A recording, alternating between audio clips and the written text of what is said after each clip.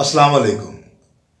अच्छा जी, खान साहब एक तहरीक चलाई है, जेल भरो तहरीक। मिरासी एक फौज ही भर्ती हो गया। वैसे मिरासियों को फौज ही भर्ती करेंदे नहीं, जिस तरह होया जिमें होया, ये लम्मी कहानी हो भर्ती हो गया। अल्लाह की करनी हुई बार्डर ते कशीदगी वध गई, उन्हें फौज तलब कर ली, बार्डर ते जंग लग गई। फौज भज भी बार्डर वाले पासे। रस्ते च पुराना कब्रिस्तान आया, वो एक कबर डठी हुई आई। मिरासी छाल मारी दे कबर दे विच। उन्हें कहा फौजी साहब अग्गा बार्डर ते अपड़ो, आप बार्डर ते जावना, जंग बार्डर ते लगी हुई है। मिरासी आख्या बार्डर वाले तुसी नहीं हलन देवना, ते आ कबर वाले मैं नहीं हलन दे, मैं मोर्चा संभाल। No no no. खान साहब तहरीक चलाई है, जेल भरो तहरीक, ते यूथियां मोर्चे संभालन सोशल मीडिया।